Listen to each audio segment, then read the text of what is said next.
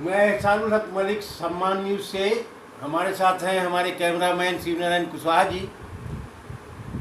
हमारे साथ हैं आज रिहाई मंच के अध्यक्ष शोएब साहब। मैं उनसे जानना चाहूँगा कि किन किन मुद्दों को लेकर आप आगामी आंदोलन शुरू करने जा रहे हैं। कि इस मुल्क का हर आदमी परेशान है। किसान अपनी जगह पर किसानों के खिलाफ कानून आ गया, मजदूरों के खिलाफ कानून आ गया। सारी चीज़ों का जितने भी सरकार द्वारा चलाए जाते थे, चाहे ट्रेन रही हो, चाहे हवाई जहाज रहा हो, चाहे उद्योग रहे हो, सबको निजी हाथों में दिया जा रहा है, सबका निजीकरण किया जा रहा है।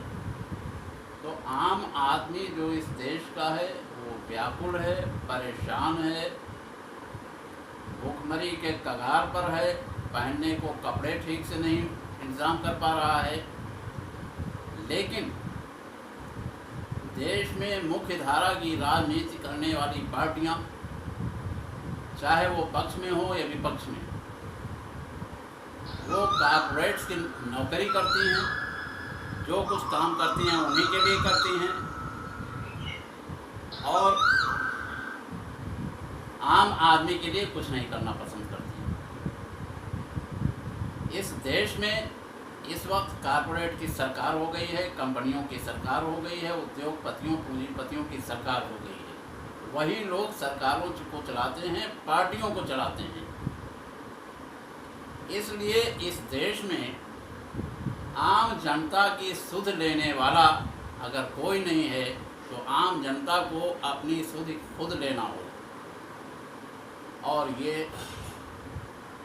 संदेश लेकर के हम लोग जिस किसी भी नाम से करते हो जनता की राजनीति, जनता की राजनीति करने वाले लोग जनता के बीच में जाकर के उनको अपने अधिकारों का बोध कराएंगे, उनको अपनी राजनीति करने के लिए प्रेरित करेंगे। ये हमारा आंदोलन होगा और इसी आंदोलन को हम राजनीति में भी ले जाएंगे, चुनाव में भी ले जाएंगे। शोएब भाई, जो हालात हैं उसको देखते हुए अगर कोई ठोस कदम राज्य सरकार, केंद्र सरकार नहीं उठाती है तो अराजकता फैल जाएगी, क्योंकि देहातों की, गाँवों की हालत बद से बदतर होती चली जा रही है और भुखमरी के कगार पर सब पहुंच गए हैं। इस बारे में आप क्या कहना चाहेंगे? हम तो सीधी सी बात कह रहे हैं कि राज्य सरकार हो या केंद्र सरकार हो, और यहाँ तक कि विपक्ष भी जनता के लिए, जनता के पक्ष में, जनता के हक में राजनीति नहीं कर रहे हैं। वो जनता के लोग चाहे भूखे मरे, नंगे रहें, या एक वक्त वो आने वाला है जब खेत में जो लागत आएगी खेती के काम में, पेट्रोलियम महंगा, खाद महंगी, बीज महंगा, जुताई महंगी, सिंचाई महंगी, तो लागत इतनी आ जाएगी कि अपनी मेहनत का पैसा भी किसानों को नहीं मिलने वाला है। तो मजबूर होकर के कंपनियां अभी कॉन्ट्रैक्ट पर उनकी ज़मीन लेंगी और फिर वही ज़मीन वो खरीद लेंगी, और हमारे किसान जो आज खेतों के मालिक हैं, कल अपने खेतों में कंपनियों की मजदूरी करेंगे।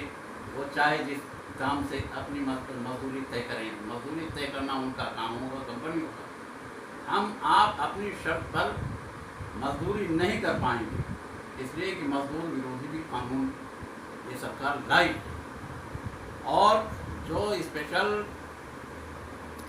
प्रोटेक्शन एक्ट है, स्पेशल प्रोटेक्शन फोर्स जो बनाया गया है, वो सिर्फ इसीलिए बनाया गया है कि हम अपने अधिकारों की मांग ना कर सकें, मांग करने की सोचें और तय करें उससे पहले गिरफ्तार कर लिए जाएं। तो ये कानून बनाया गया है, पूरी तरह से जन विरोधी कानून बनाए गए हैं और जनता को कंपनियों का मजदूर बना करके रखा जाएगा और कंपनियां अपनी शर्त पर मजदूरों से काम लेंगी। तो हम सब मजदूर बनने वाले हैं। ये बोझ अगर हम जनता को करा ले गए तो जनता अपनी सरकार बनाएगी, अपनी शर्तों पर अपने हिसाब से कानून बनाएगी और जनता के हक में ही कानून होंगे।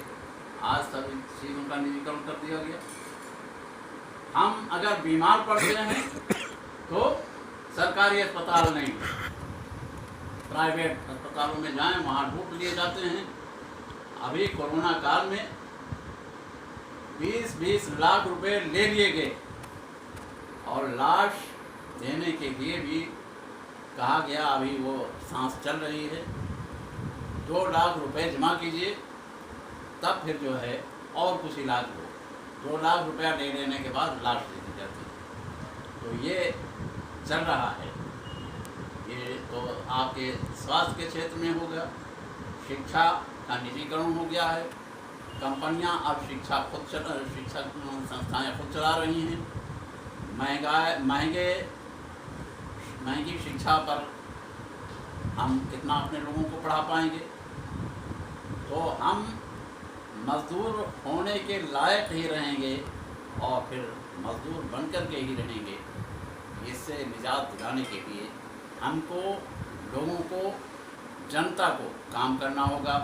और जनता अगर अपनी राजनीति खुद नहीं करेगी तो फिर कंपनियों की मनमानी चलेगी, उद्योगपतियों की मनमानी चलेगी और पूरा देश उद्योगपतियों का गुलाम हो जाएगा। शोएब भाई धन्यवाद।